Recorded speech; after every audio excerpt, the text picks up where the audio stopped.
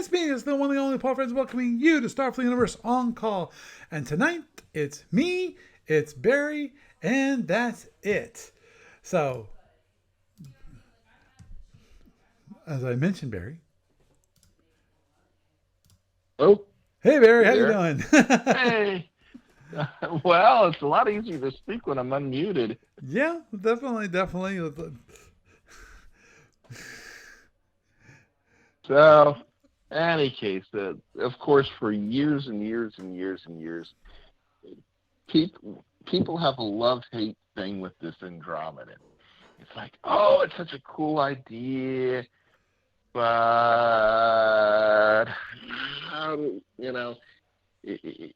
originally when it first came out, it was like everybody wanted to play the Andro because it was easy to win with the Andro because it was broken. It was just overpowered. Well, the It's question like is that the reason why they played it, or just because of something new, something different? it Uh, was different. right, And, which of course, and being different by itself means that here's the one thing that always bugs me about people who don't mhm. like the Andromedan, and that is they don't like the Andromedan because it requires them, at least the way I feel about it, it requires them to think differently.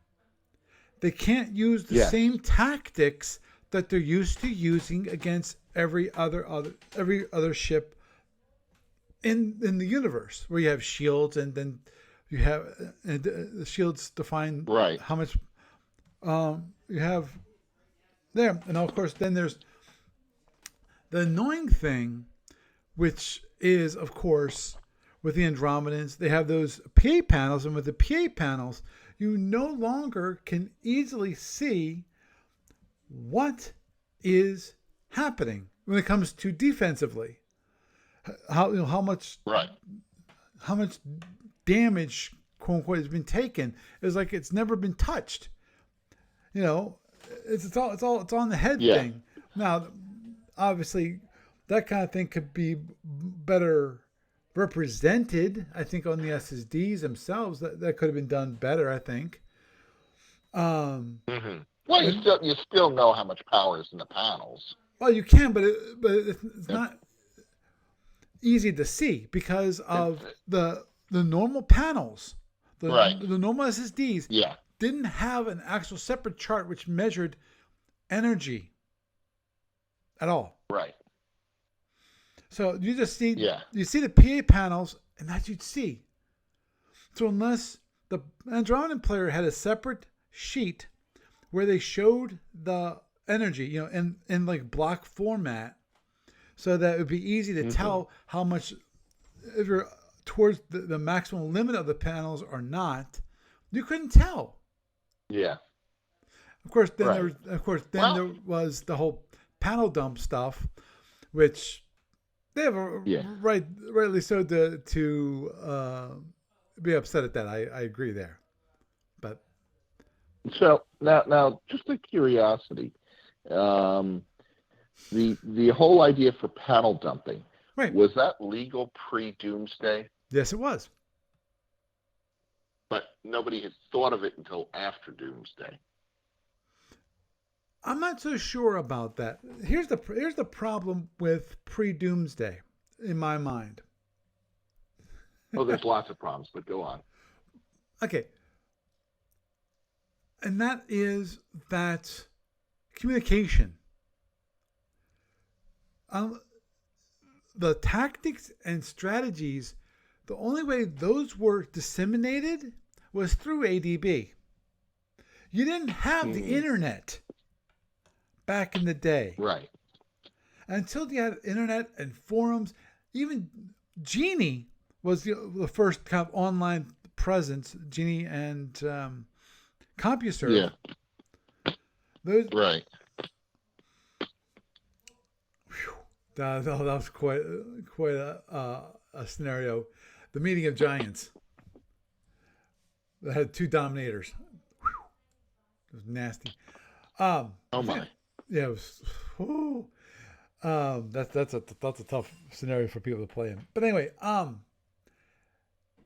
yeah, in my mind, the problem was disseminating the tactics that the Andromedan can use.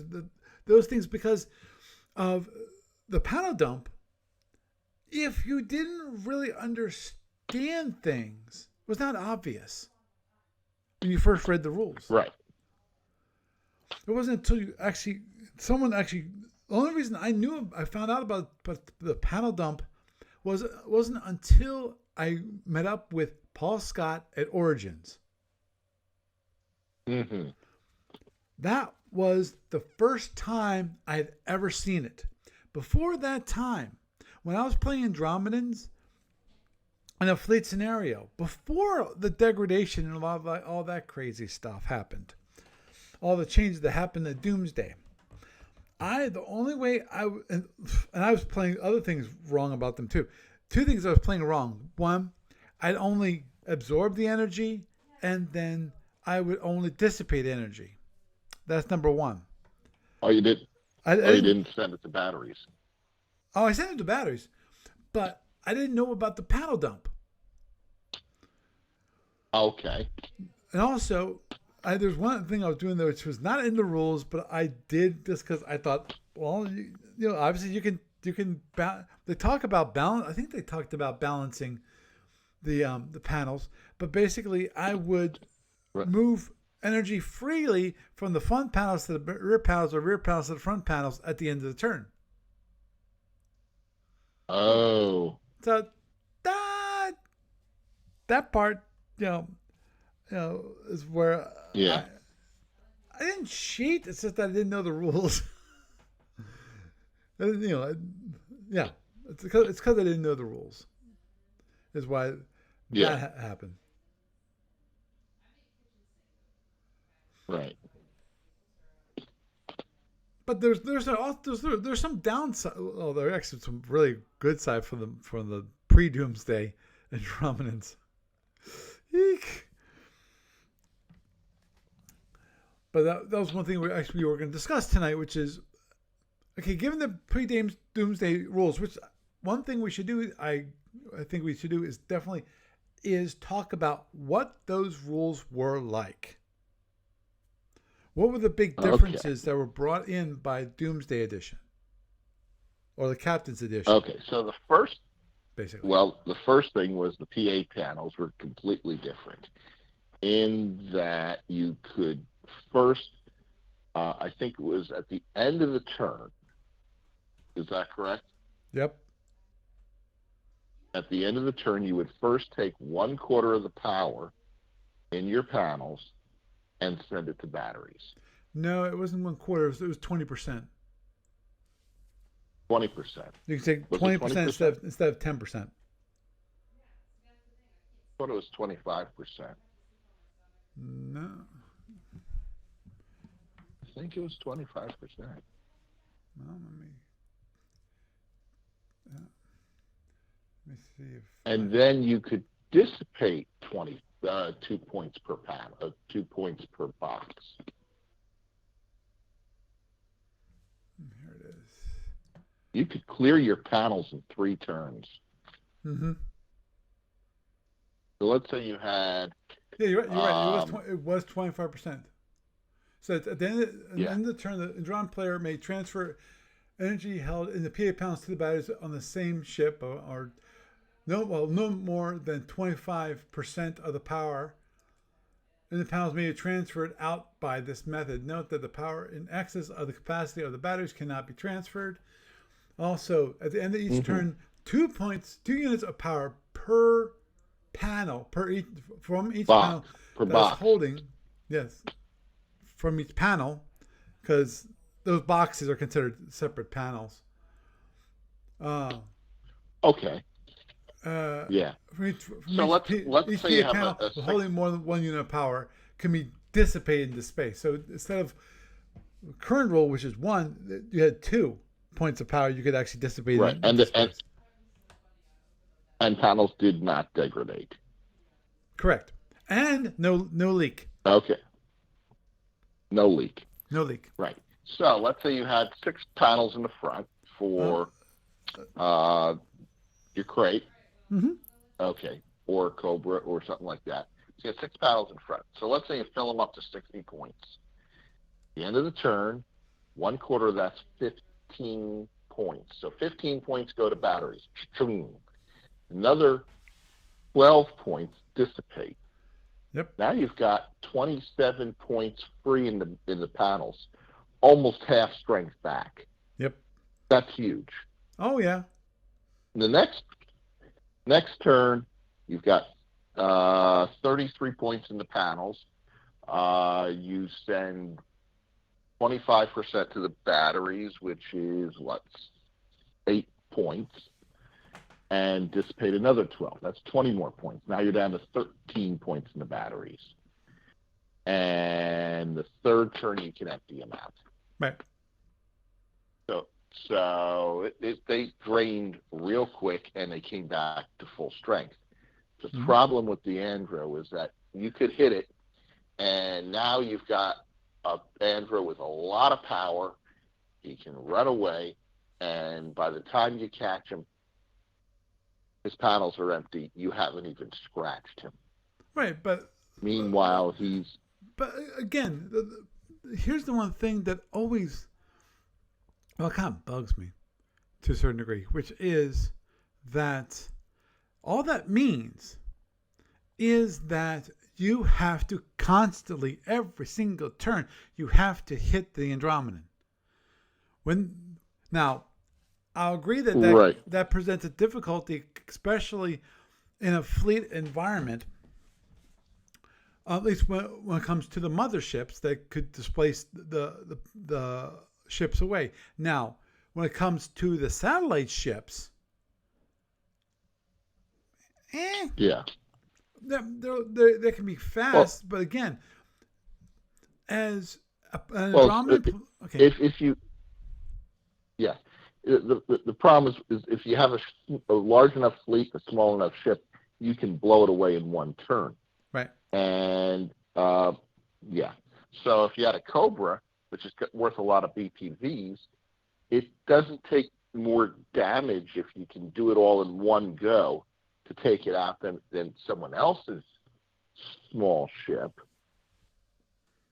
But the problem is if you can't get it all at once, they come back real quick. Right. Understood. Now, yeah, the other thing was that unlike other ships, you had a thicker front, a thicker rear. So if you were able to ding it from... yes and no. Yeah, again, I know. Again, if we all changed our ships, all of the Octant ships, all the Omegas, so instead of one shield per hex side, you had 180-degree shields, they'd be around the same thing. You'd have like a cruiser which has 30 shields, on the 6, 1, and 2. You got a 90-point shield there. Yeah.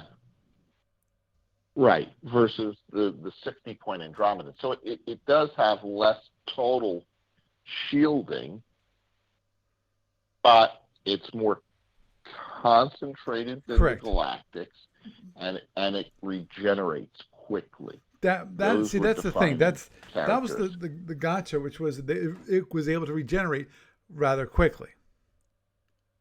Yes.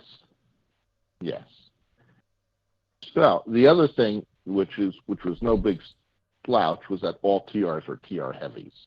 There was no such thing as a TR light. Right. Well, yeah. We can get into a discussion about the Feds as it is. Yeah. Because, but I think any. Right. Well, the one thing I was going to mention about the Feds, let me just mention this real quick, which is one of those things that they thought about early on, but it didn't implement. And if you know about this, if you read the P6 module, the playtest module, where they actually had the idea of light photons, and that was the one thing they thought about implementing, which is the idea of regular photons and light photons. The idea of light photons is you put them on smaller ships. Mm-hmm. So, but they never did. What they did was until Omega. yeah, right. But even then, the they finally later on, as of Doomsday Edition, they added the idea of shock. What? In the Doomsday Edition, they added idea of shock. Shock values, i.e., if you had in the case like the Bismarck, shock, yeah. the Bismarck heavy battle cruiser of the Fed, if you fired too many photons at the same time, you have to roll against shock. Yes. But before Doomsday, the idea of shock was not anywhere to be found. Right. Yeah.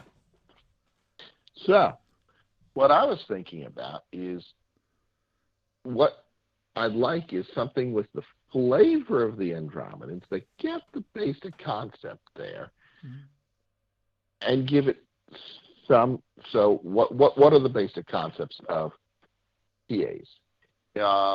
First, it provides a little more defense for that initial volley that you take. Mm-hmm. So you can take, say for a crate, you can take 60 points in a volley without taking any internals, as opposed to other ships where it's 30 plus. Next, you can your PA panels can be a source of power. You mean a direct source and of power? No, but it's a source of power because you can take it and when you fill them up, you can then take that power and put it in your batteries and then use the batteries for power. Right. That's how the Andromeda. So it's an energy. Right. So it's an energy source. So A, it's got a little more defense. B, it's initially for a single volley. B, it's got an extra power source, and C, it regenerates its shielding. Those are the three majors. Mm-hmm.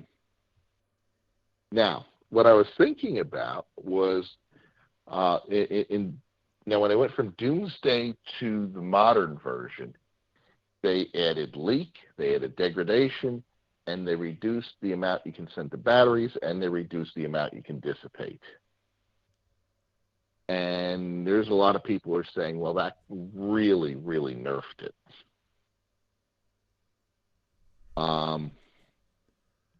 The other concept was that you could repair a non-broken panel to get rid of the degradation.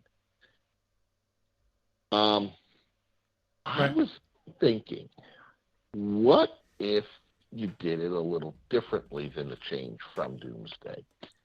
So what I had in mind was that at any point in the turn, you could transfer any amount of power from the panels to your batteries. So I'm in mid-turn. I say, oh, I've got 10 points of empty space in my batteries. I'm transferring 10 points from my front panel into the batteries. Okay, I use those batteries to do stuff. Empty out 5 more spaces. The next impulse, I transfer another 5 points straight out of the panels to the batteries. Okay. There is no limit other than the size of the battery and what's available in the battery as to when and how much I can transfer from the PAs to the batteries. But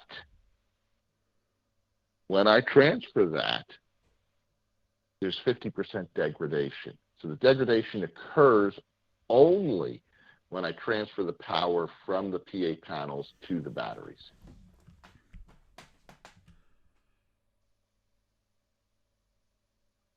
Okay. Well, okay. Yes. That's a weird concept. I know. I know it's different. Oh, it's definitely very different. And the one thing that I'd have to mention about that is that from a logic standpoint, it makes less sense. I mean, Yep. from pure logic, that the idea is that you forcibly take the energy the out of the panel, and by doing so, by Yes. instead of dissipating it into space by absorbing it into the battery, you're actually damaging the panel because of that.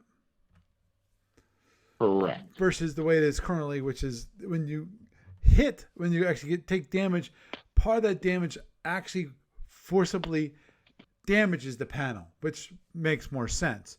Now, when it comes to your idea, I think the idea definitely has some merit. The question is whether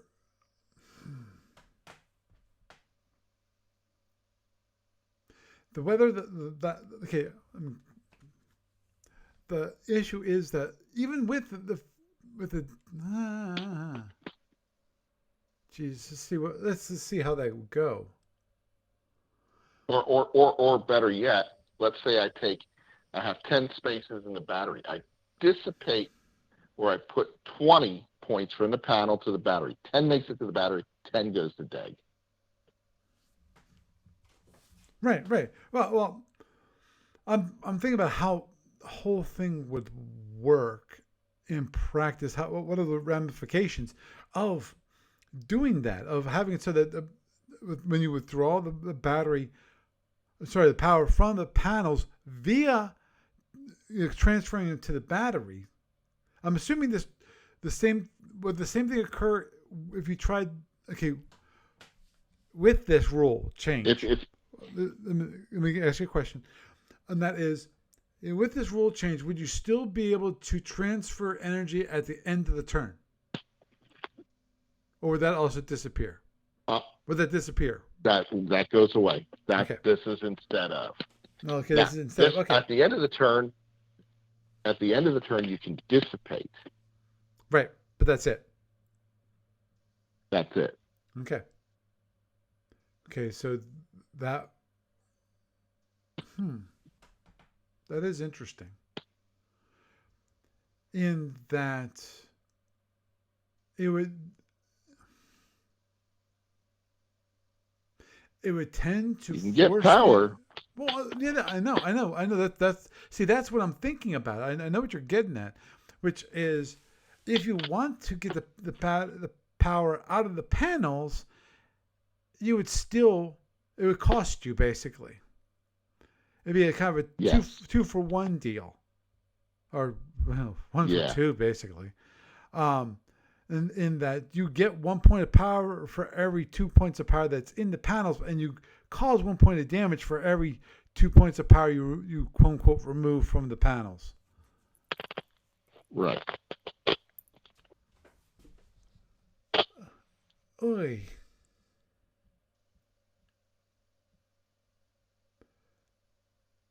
That would definitely okay. Yeah. Okay. That would slow down the Andromedans, because the Andromedans would then, instead of using, instead of transferring energy from the panels into the batteries, which wouldn't want to do unless you really had to. It'd be more of an emergency thing other than a way the system worked.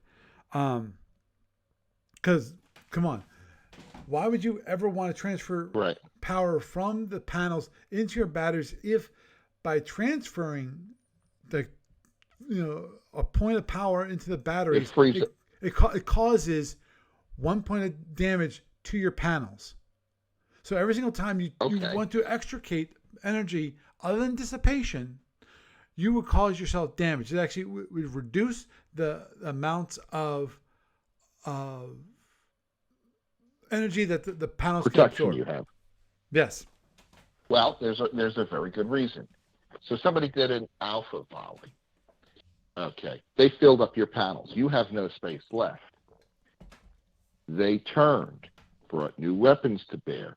You're going, oh, I need to free up some space in the panels to absorb a little more damage, which is going to be incoming. I'll transfer some to the batteries, damaging the panels, but freeing up space to absorb more energy.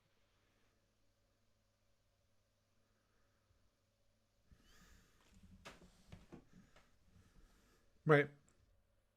But basically, you're freeing only half the amount that you want to free. It's better than nothing. Oh yeah, I agree. It's better than nothing. But if you have a 60 point panels, and you transfer 30 of that energy into, you transfer 60 points of energy. Well, you could transfer. Well, you transfer 60, but you only get 30 in your batteries. Right. You basically you free up. You all have that 30 energy, points left. but now you only have a 30-point shield. Yes. Yes. It definitely would change the dynamic greatly when it comes to the Andromedan PA panels and battery system and how it works. Because it would no longer. You wouldn't need 30. You wouldn't need a 30-point battery. A 10-point battery would be viable. Now, here's the change that would then incur. And that is, switch out those batteries for real power, for generated power now. Because the Andromedans, I'm not sure if you ever played them, Barry. But I played Andromedans. Okay, that means you've played it so that you know that if you keep up that high speed, you are draining your batteries every single time. Yes. You're sucking them down like you won't believe. Right. Therefore, to make it so that the Andromeda is not running at a very slow speed, because the batteries are basically reduced, and there's no reason for the batteries. You can have a 5-box battery.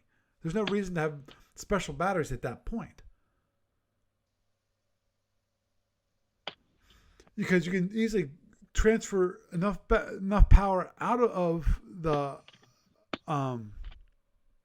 You might want a 10-point battery for a Dominator. Yeah, that's what I'm saying. The Dominator would then have to have another Dominator. Would need another 10 power of ongoing power, because since the batteries would never be able to be refilled easily without causing damage to the ship itself. You would avoid that. Therefore, the ship, the player would try to avoid transferring energy into the batteries,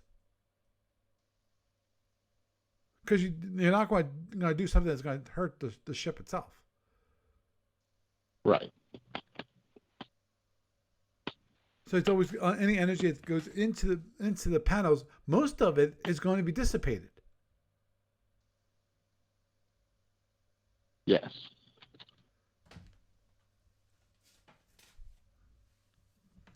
Which means that the Andromeda would need more power, more generated power, whether it's APRs or warp or impulse or whatever, to make up for the loss of available power that it normally would have. Well, absolutely, it would need more power, which is okay, because you can't do a panel. Oh, no panel dumps anymore. Right, no panel dumps anymore. Right. Because panel dumps would cause you damage. The only thing you might do is you might transfer the front to the rear. Is the only thing you might do. Which would cause damage. No, it will not cause damage. It's not, because it's not. You said the batteries. Anytime. Well, okay. Or if it goes from one panel to the other, it would cause damage. So you could transfer from the fronts to the rears. Let's say you filled up my front. At that point, you don't want to transfer the fronts to the rear, because the only reason to transfer As it is, if it doesn't cause damage, the only reason you transfer the fronts to the rears, there's two reasons. One, obviously to clear some in the front. Two, Yeah. to transfer to the rears, allows you to dissipate more. Okay. Here's another thought. You can transfer from the panel to the battery or the other PAs, but every point transferred, for every 2 points transferred, you get 50% deg. So I have a 60 points in my front. I have a 10-point battery that's empty. 10 points go into the battery. 50 points go to the rears. Now, the rears can't hold 50, but, well, let's see. If I do, I take 20 points out, 10 go to the battery, 10 go to deg. Okay, then the other 40, 20 go to the rears, 20 more go to deg. I've now got I've degged my fronts by 30 points. It's now a 30-point front, and I have 20 points sitting in my rear and full batteries. Right, and to get that out of the dissipation is going to cause you even more damage to your rears. Well, the dissipation doesn't do degradation. No, that's what I said. No, it said other than dissipation. Yes. So, Barry, that's one of those rules that I'm willing to bet you if they had switched it to be that way, they would just kill the Andromedans right there. No one would ever play them. Well, let's think about this. You still need to give it a way of repairing the degradation. Now, there is one thing that I would like to still see still stay intact. The Andromedan bomb. What's that? And that is where one of the rules in pre-Doomsday was this.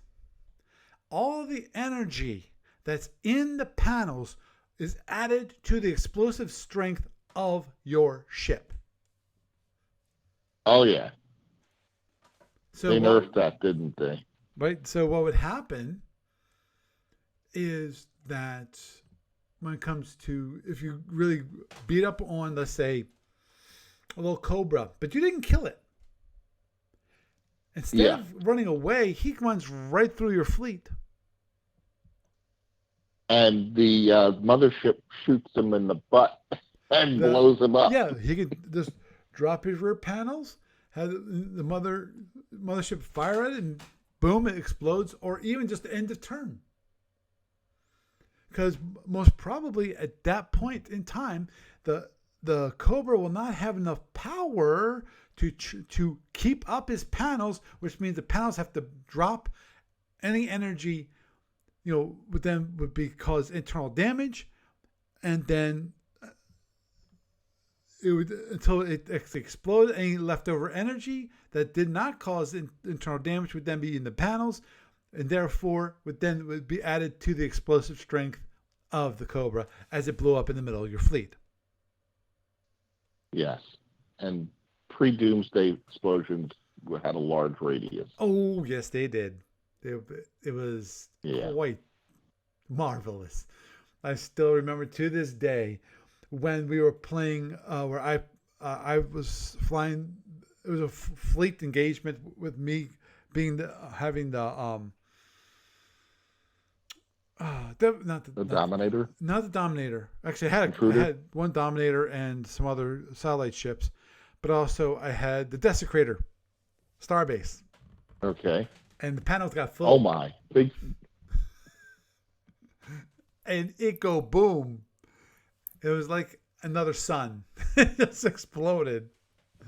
Because I had all these, and the thing is, I had all these satellite ships inside the Desecrator base.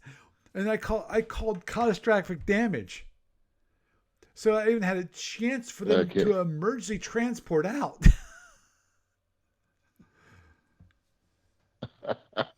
Because at that point I still had power to do it. because like the amount of damage they did to it, it's like I'm calling catastrophic damage because I can tell that there's the amount of damage is way more than the number of internals and the whole desecrator base. So I'm calling catastrophic damage and get my ships out of there so that they don't get destroyed when the desecrator base goes boom. Because the problem with the desecrator base is that it doesn't have any phaser 4s. Has TRHs, has phaser 2s, has no phaser 4s. Oops. So as a star base, were you able to transport them? It is, but were you able to transport them outside the explosion radius? Yeah, 5 hexes. Barely. Yeah, just barely. Yeah. And of course, then there's also the displacement devices. So I could, for those displacement devices that were on the desecrator base, I also could do it via displacement device too. I could send them out via displacement device. Oh wow. The enemy fleet got hosed. No, the enemy fleet was fine because the enemy fleet was far enough away. It's just I just an example of it, of the explosion being really, really big. I think I might have taken out some of the ships that were a little too close. Okay. But still, it was but in any case, but it's just one of those rules that it definitely needed to change in the Doomsday Edition, because it was like, I think, full strength at range 1, 3/4 strength at range 2, half strength at range 3, and then quarter strength at range 4. I think I had that right. Yeah, you did. Okay. Because I grabbed. Yeah. I bought the rules for the volume 2. The Commander's Edition. Okay. I downloaded from Warehouse 23, so I had the rules for the what they were for the Andromedans. So I knew what we were talking about tonight. Yeah. I forget. Yeah. Oh, geez. That was also back in the day of when it comes to systems.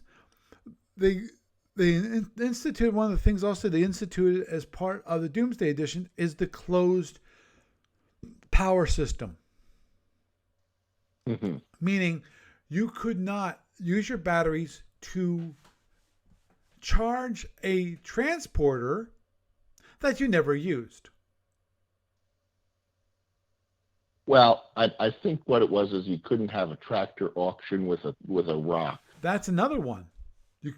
That was disabled too. Or something like that. Yeah. You there? Yeah, I'm still here. Well, yeah. Yeah, but. Yeah. For about a minute, I didn't hear you. Okay. But anyway, yeah. Yeah. So the whole idea was to make sure that the Andromedan couldn't waste energy and get things out of the battery, in strange ways that, in theory, are for a non-Andromedan ship are completely legal.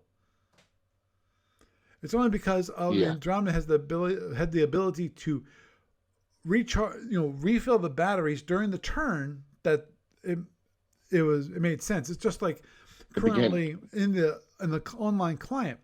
One of the things I have is that in the energy allocation form, I give you the ability to add energy into your phaser capacitor. Now, normally, this does not happen for a non-Andromedan ship. It could actually happen if someone wanted to recharge their phaser capacitors, because they, like on Impulse 2, because they realized on Impulse 3 they were going to lose all the batteries. Right.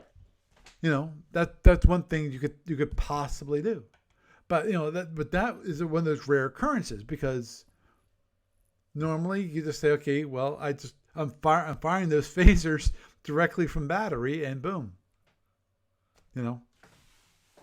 But even then, what you would do is you would use the energy allocation to add the power into the batteries, into the phasor capacitors, so that the number at the end would come out proper. So basically, letting the client know what you're actually doing. Because by default, it calculates the energy that's withdrawn from the phasor capacitor when you fire a phaser. Yeah. So my theory here was that I wanted to give some of the Andromedan flavor to it, to give you a reason to play the Andromedans, but to not nerf it the way that Doomsday did, but nerf it in a different way. So I think that's more to the point there, and that is nerfing it in a different way, because I truly feel like obviously one of the requirements of nerfing it your way would be that I have to change almost every single ship. Well, actually, they had to change quite a few ships anyway, of the Andromedans, to up their energy generation, how much they could do there, and decrease the number of batteries they had, because at that point there's no reason to have large battery capacity at all. Because I was also looking at the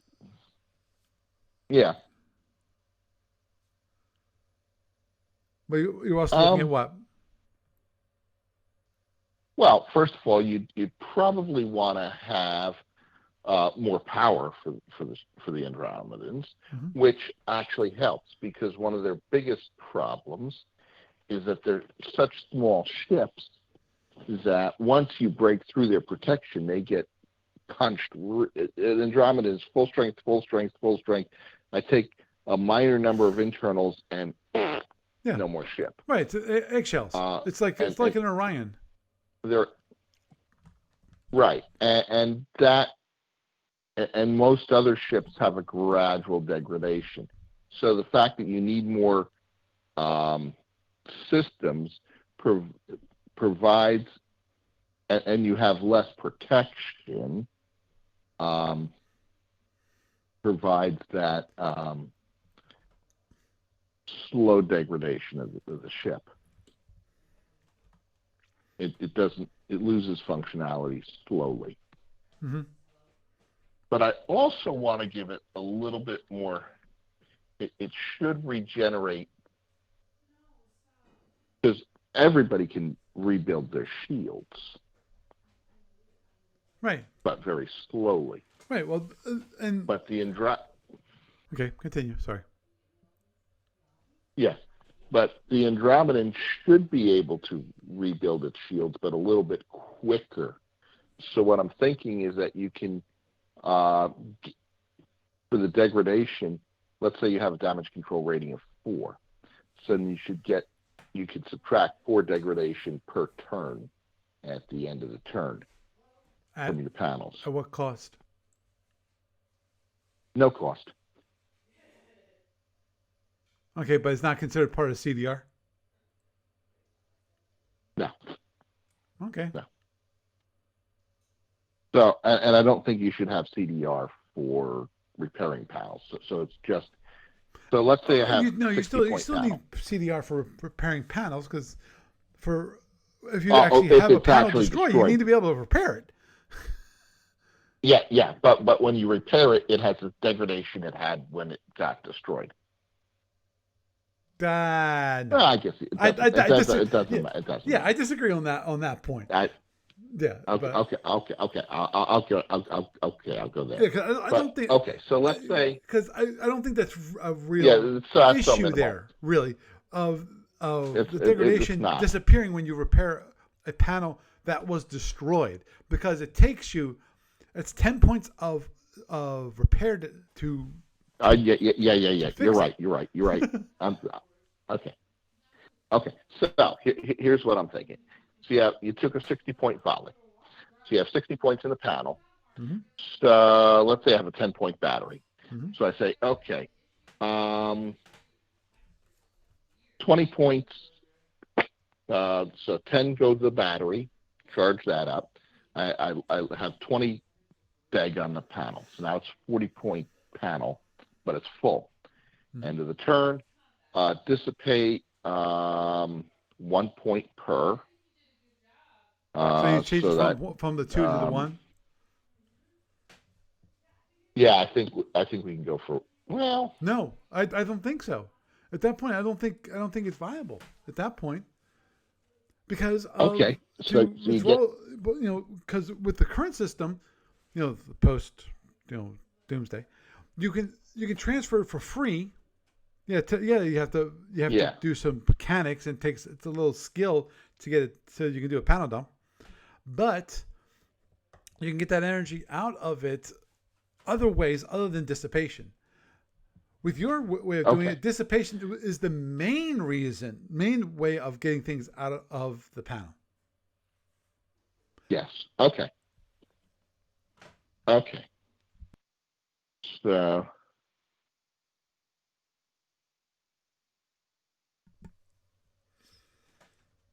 Sorry. I think your scenario. I think your scenario plays well, which is have it 60. You remove 20 out of the panels, which causes 10 degradation. Right. But 10 for the battery. So now I have. Right, but then you can repair it 4 degs for free per. Right. And per turn. Per turn. Right. So at the end of the turn, I've taken the debt. So at the end of this turn, 60 points happens in the middle of the turn. I instantly pull 10 points out, or 10 go to the battery, 10 go to deg. So now I have 10 spaces empty. So it's a 50-point panel with 10 empty, because it's lost 10 for deg. Mm-hmm. Okay. And at the end of the turn, I take 12 points to dissipate. So now I have 50-point panel with 22 space left. And then I repair 4. So now I have 26 that I can take. Okay. Yeah. Yeah, I think that's a reasonable scenario overall. Yeah. Yeah. So I think at that point that's workable. Obviously, as we pointed out, you have to add more power to the Andromedans. And right. I think the math will work out easier. Yeah, I don't think the things, even adding the power, I don't think it would solve the shell problem, which I don't think we should solve that problem. Okay. Because that's a characteristic of the ship. It's like the characteristic of an Orion ship. Same characteristic. Though, obviously the way the Orions get around that issue, one, they limit their combats, number one.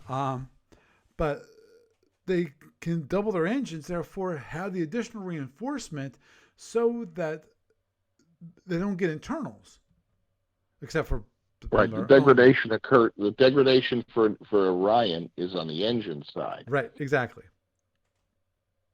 Yeah. But as I said, I think with the Andromedans, it would be the panel degradation would be everything. Right. And I think the whole would be eggshell issue. I don't think that needs to be solved. I think that's just as I said, I think it's just the characteristics of the ship, and that's just the way it should be. Yeah.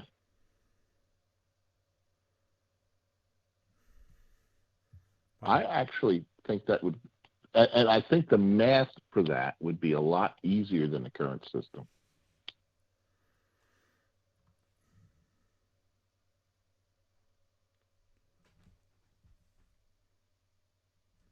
I assume it. Okay. Yeah, that'd be the same issue. I'm looking at the Terminator Mauler that can draw power directly out of the panels. That would beg its own panels, though. Right. Yeah. Which I'm looking at the rule. I'm looking at the pre-Doomsday rules for the Terminator Mauler, and it says, appearing in Y184, the Terminator appears to be the result of captured Romulan technology. I disagree with that.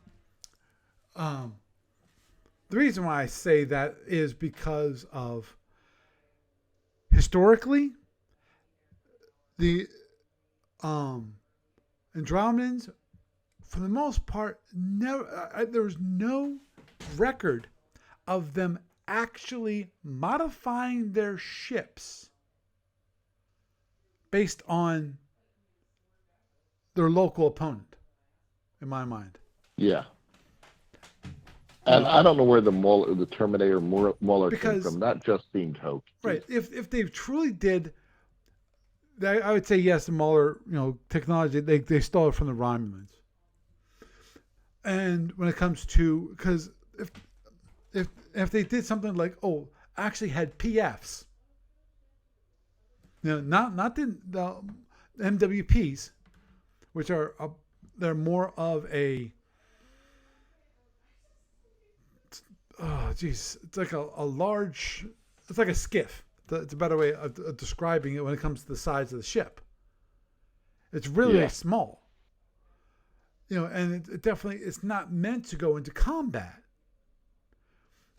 You have some combat capable MWPs, but those are mainly designed for working around a base. It's not really meant, or there might even be considered a large fighter. That's about as the best way I could describe it. But there was never a PF, and which to me indicates that the Andromedans never modified their technology or their approach to building ships at all since the beginning of when they started the invasion. So, I don't see it. I don't see them actually. That's why I don't think they got it from the Romulans. I think that it's a technology that they got from someplace else, possibly. But I think, okay, let's stop chasing that rabbit. Continue on, which says it can draw up to 20 units of power per turn, but this can be done on one impulse or a few points at a time per several impulses directly from the PA panels into the Mauler weapon. This is treated as power from batteries and is accomplished by simply changing the bookkeeping entries. Other rules, for the Mauler apply. So, right, yeah, that would cause that kind of degradation, which would be interesting because it definitely would make the Terminator and any Mauler that the Andromedas had more effective. Because it would endlessly effective. Right. It would actually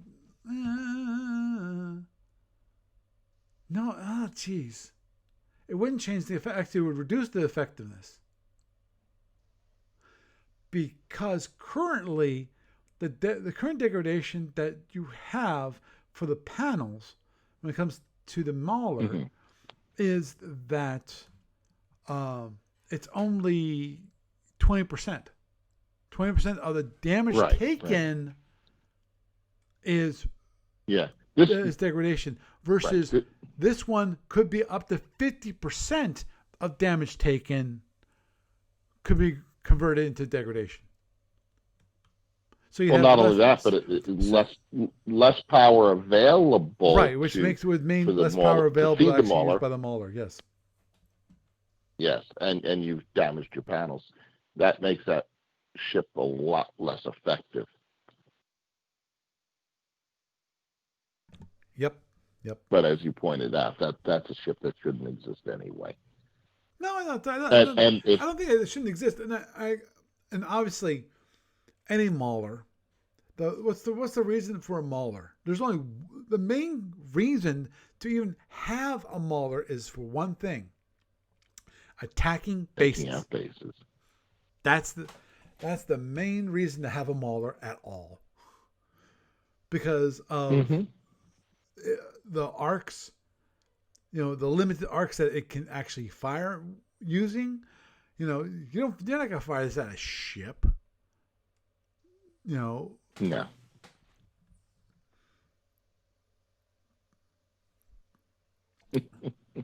Definitely should be.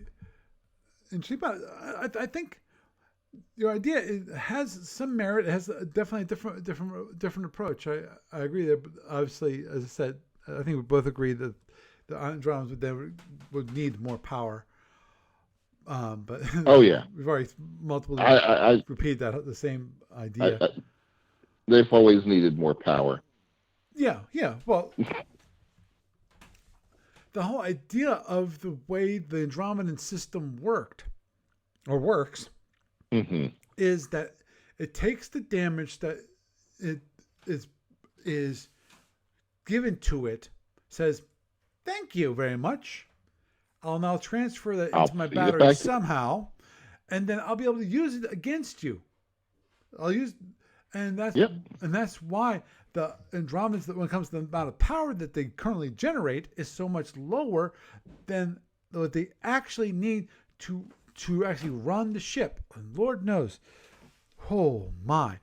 I still remember the one time I had an Andromedan Dominator, full complement of satellite ships, full complement. Mm-hmm. And after to actually do the one tactic, there's two tactics when it comes to fleet engagements when it comes to the Andromedans. Number one is pre-deploy your satellite ships at a distance. Mm-hmm. So basically, when you come into the scenario, your satellite ships are already deployed. They run out in front of you. They're really fast. You do that so they can be really fast. The other way of doing it is the pop way of deploying them, which is you have the big masculine, big mothership come in, pop out their puppies, and then like 4 impulses later, it can actually fire. Now the max speed that can go is speed 10. So you're gonna do them so they're relatively close to the invading fleet. Now, the tough part about that, obviously, one is that the satellite ships, after they pop out, they are not going to be going very fast, so they're not going to really be able to run away from the incoming fleet that much. So you kind of have to see what survives after the initial punch, and hope that they enough survive. And that's the whole idea of satellite ships anyway. They're throwaway. They're the whole idea of attrition ships, basically. Now, the big problem with that, though, is that when the Dominator does that, the fastest speed you can go is speed 15. Mm-hmm. If you want have all the rest of the systems running, and then, of course, the Dominator is a 1.5 cost movement ship, and you even have all the batteries fully freaking charged, to get those stinking satellite ships out costs you so much power per satellite ship that it drains your battery, or pretty much close to it. You have to, between your battery and your generated power, because you're charging your own weapons, Mm-hmm. Whatever. So having more power is always a good thing. But I've read that. The thing is, I've read about that pop tactic before. It's this is a tactic that you can use. It's like, yes, but why in God's green earth would you? It's like I want to tell these people. It's like, have you actually ever tried using it in actual game in a game? Because of if you look at the amount of power that you have to use, you're not going to be flying around. You're not going to have your because what you really want, you want your mothership flying around the speed 20 between 20 and 24 in my mind, because you want to be able to throw them out there, have them hit, have them start to run away, then you pick them up and you run away. That's what I envisioned that to be that happen, but the amount of power that costs is just way too much. And of course, then you have to have the proper number of transporters, and to do that, in some cases, it requires that instead of using transporters, you use your displacement devices to push out your satellite ships, which is deadly because you need those displacement devices. Because what you really need the displacement devices for is to say, I'm only going to fight part of the enemy fleet, right, at a time. Yeah, but and displacement devices, they're to say, okay, yeah, I want to fight that ship and that ship, but those other ships, I want to make them further away so that they're not. Yeah, so I don't have to fight them at the same time. Oh yeah, the whole idea of using the displacement device to break up the fleet, the opposing fleet. That's always a good idea. Obviously, you only have so many of them, so that that tactical can. Yeah, it's great. It's good if you can actually, hopefully, have it work, so you can pull out like one ship. Displacement device and then be able to attack that one ship. Now, obviously, you've got a 2/3 shot of it. I think I calculated that right, 2/3, because of it's the direction's random, but you have a certain amount of control in that you can say that okay, if I roll direction, let's say 1, then it's going to go direction 4. So yeah, you're going to have it so that you have a 2/3 chance of actually getting closer to you, or at the very least, right, away from the fleet. Yeah, which I think is definitely the point in that case. But it's all about spreading out the enemy fleet. Right. And yeah. I think SFB did. I think that they did a disservice overall. Now, I understand. Here's the one thing I understand. I understand that each hex is a lot of space.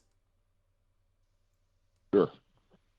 But I think that does a disservice to certain things, because with that rule. With no rule, that limits the number of ships in a hex, you have the issue with, of course, super stacks, where you have basically all your ships in one hex. All like 10 ships are all in one hex, and you just go and you move around. Now, the IC was not designed for a super stack. It was designed for actually having a fleet that was. I know. They said, "Oh, we'll spread it out," and I've tried that as a solitaire scenario. I took the proverbial 10 ship ISC fleet, set up the way that Commander's Edition. So I bought Commander's Edition Volume 3. It's like, okay, let me try this ISC. So okay, they recommend a 10 ship fleet with a dreadnought, and okay, this echelon formation, and it's like, oh, who am I going to? I'll take some Klingon ships of approximately the same BPV, run it as a solitaire, and I had a compact Klingon fleet, and it just took that ISC fleet and just ripped it to shreds. It was pretty ugly. Understood.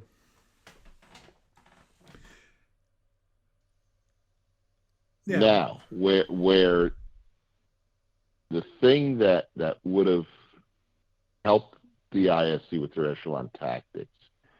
And I think it probably would have worked better if the spacing was smaller, and say 2 hexes instead of 4. But I think where what would have helped a lot was the Commander's Edition explosions, forcing everybody to keep their ships a little distant. I was just 'Cause if thinking you the have that same. super, I was thinking the same thing. Is that the why reason why you got the super stacks is there's no, if your ship blows up in that super stack, not much of a big of a deal. Yes, basically right? you've just caused an explosion that's going to damage every single ship that you have. But the amount of damage that's done to that ship is a heck of a lot less than it was in the Commander's Edition. Yeah, yeah, So, anyhow, I think I right. need to. Yes. What were we going to say? Yeah. No, no, no. You're right. Yeah. Oh, okay. So this was an interesting discussion. Uh, Yep. of Would course, you be? Do you think you're gonna be available next week? most likely. Okay. Most likely. Because I Let's got a see. topic that. Okay. I'm trying to think. Let's see. Because, well, I don't know. Ugh. I don't know if next. I'm not sure how this project is going to go. Okay. I'm in California right now, and it's possible that they may say, okay, at some point I fly home, and that might be Thursday. Okay. Okay. Well, let's do this then. Next time you and I get If together. it is, oh, yeah, if it is a flying day, then I'm probably not going to want to be on talk show because I'll be Oh. seeing my wife for the first time in over a month that day. Oh, understood. Same thing. She would frown on you talking to me instead of talking to her at the very least. Um, so let's just do this. Next time that you and I are together, i.e., on talk show, the topic that I want us to discuss is Nicosians. Okay. I think that's Now, one is that of the from? empires we have not talked about. Yeah. Now, where did they come from? Was that from? There's a Where do they? I'm not. playtest module Is it a? N107. Is that the Triangulum Galaxy or something like that? I don't remember.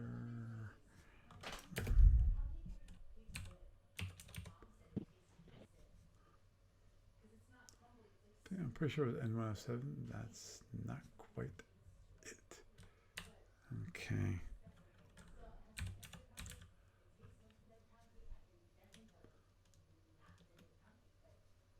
Oh, this is probably it.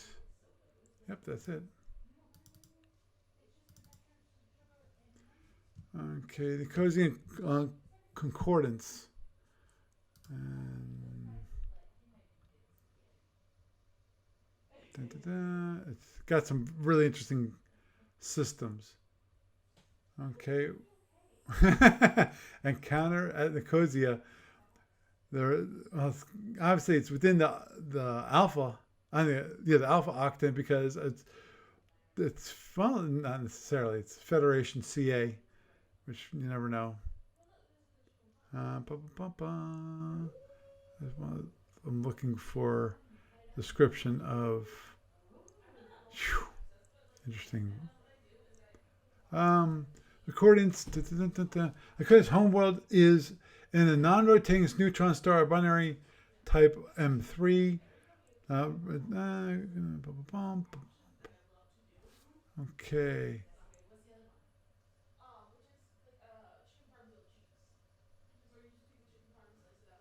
Okay, according to this. Okay.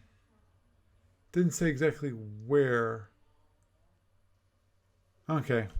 Oh, okay. They. Okay. Two factors doomed the Cosians in their search for a new homeworld. The Cosians became the Cosian homeworld in a pattern of indicative of an imminent supernova explosion. The Cosians became aware of the situation with their discovery of warp travel. Began the desperate cycle of expansion and exploration. Indeed, had the threat to their home not existed, the Cosians might never have left it. Two factors doomed the Cosians in their search for a new homeworld versus anticipated non-rotating neutron stars are very rare and almost impossible to find due to low stellar emissions. And the second was a group of the Cosians who were cut off from their fellows, something virtually unheard of in densely populated homeworld, go insane. The Cosian starship's crews became, in the eyes of their fellows, dangerously chaotic. Yet the search for a new homeworld required such sacrifice to be made, and Concordia sent out ships. But I'm knowing, fellows. Where did they come from? In terms of what module was this? This is it's only available in a playtest module. It's R107, Captain's Module R107. Okay, not familiar with that one at all.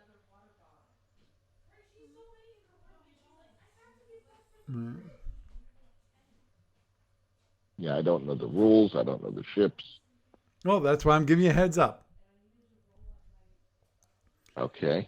Go to Warehouse 23, spend $5 and download it.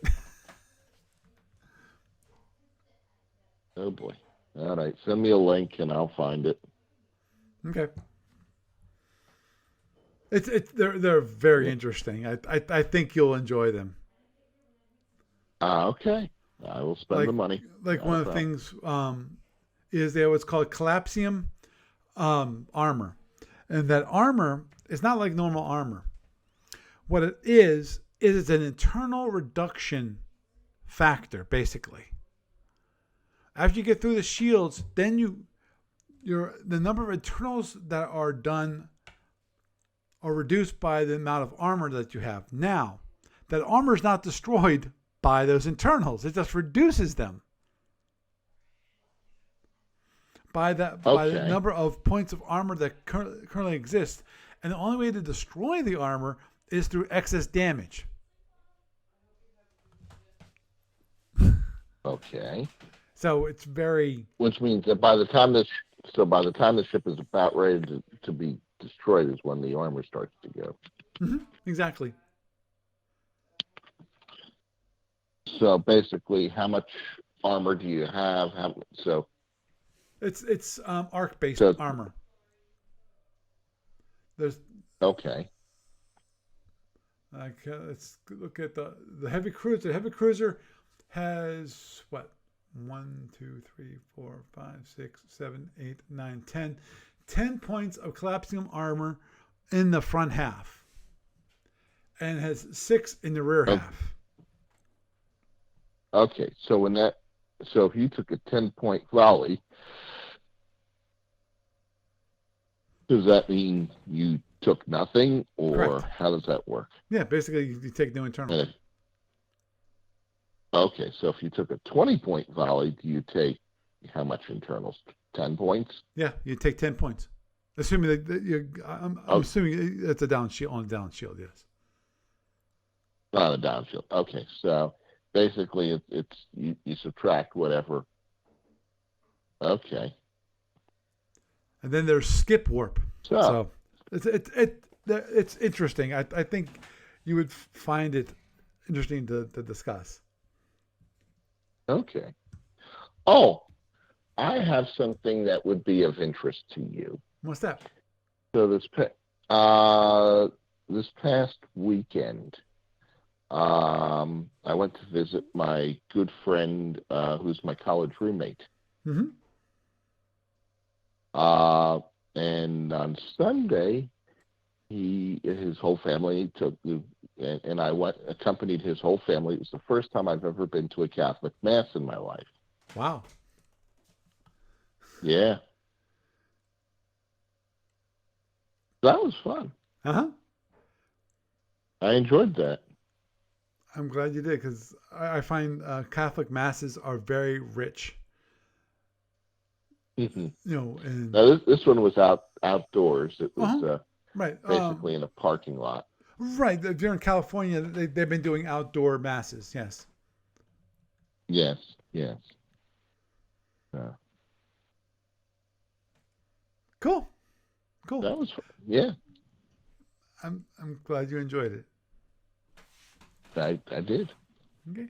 Well, I'll let you go, and I will hopefully see you next week. If not, the week after that, maybe after that, whenever I see you next. Right. Okay. Okay. See you, Bert. Bye. Okay. Bye. Bye. So we had a discussion about whole idea of a redo, another way of fixing the Andromedans. Instead of having the degradation being on the damage, the degradation is when you try to extract the energy from the panels. I'm assuming the whole idea is that it's such a violent thing to do, of extracting instead of letting it just gently dissipate. That's what causes the damage. So, interesting idea. As I pointed out, I think the big issue there is power. The Andromedans would definitely need more power because of batteries. Now would be less useful, because that's the whole idea of having the big batteries, is so that you could actually extract. You could transfer the battery of the power from the panels into the batteries. That's the reason why you have the large batteries to begin with. And actually, it completely changes the dynamic of the PA panels to battery to the whole energy system of the Andromedans. So, would I want that? I don't think so, because as the thing is that I think it would change the complete and utter feel of the Andromedans when it comes to the energy system. It completely changes it. So with that, I am Paul Franz, and I bid you a good night.